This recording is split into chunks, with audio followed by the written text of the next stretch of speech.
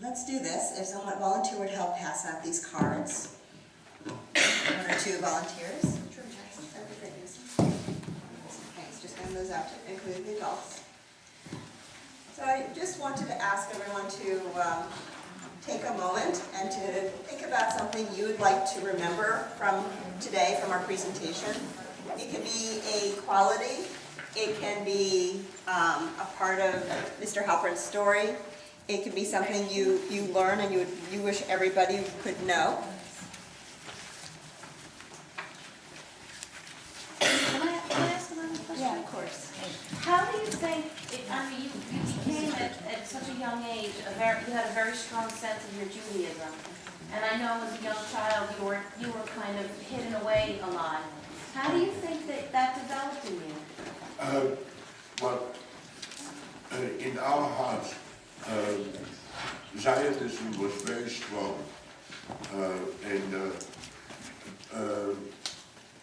My father was brought up very religiously. He had a real yeshiva study, even though in his, when he came to the States, it changed completely. But he was brought up, and my mother instilled on us the Jewishness and the Zionism, so it never left us. Which in turn he has passed down to his son and to his grandchildren. They've all been super involved in youth group, go to Jewish camp. It's been really wonderful. They really get it. So as you write down something, we're going to share in a moment just a handful of them. If anybody would like to share something that you'll remember from today's presentation. And of course, I'll say that Mr. Halpern lives in Whippany, at Leicester Senior Housing, and I'm sure if someone would want to spend more time and learn more, you're open to that. I know, to visits. You can even give them my email address if you want to give it to me. Okay, you'll have to give that to me because I don't think I have it. I thought Okay. you No, I didn't. That's why I had to reach out to his granddaughter on Facebook who helped me reconnect. So that's why I did it that funny way. So there. So okay. So especially our young people, if there's something you'd like to share that you're going to remember from today, we could hear some of them. Who'd like to share one?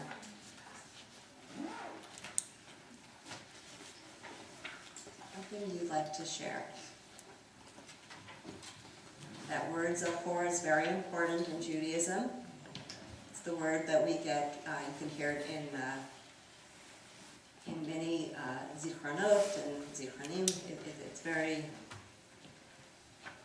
one of the adults maybe like to start for us. Yeah, June? I will say what I wrote. I just wrote that. What I really got from this was that positive outlook can be used for perspective, even when looking back upon the worst of times. And I'm sure that your ability to find those silver linings along the way was also able to light the way to better times. So that's really what I take away from this.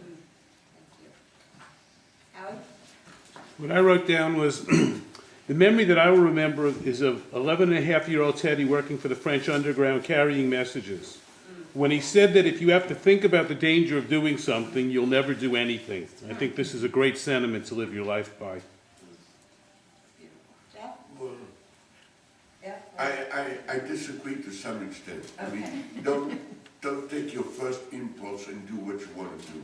You have to think about it too. Jeff? Do not judge a book by its cover. We all have something to give, and we all have something to grow with. Absolutely. No judging the book by the cover. Yes, Debbie? I was just going to say, tenacity, to keep it simple, is that just the tenacity of, knowing what, I don't know if you exactly knew where you were going or what you wanted to do, but you just kept moving forward, and to have the wherewithal to just keep doing that is incredible. Well, you have to also realize that if you want to do something and there are obstacles that are in between. You have to overcome those obstacles. Otherwise, you're not gonna succeed to what you want to be.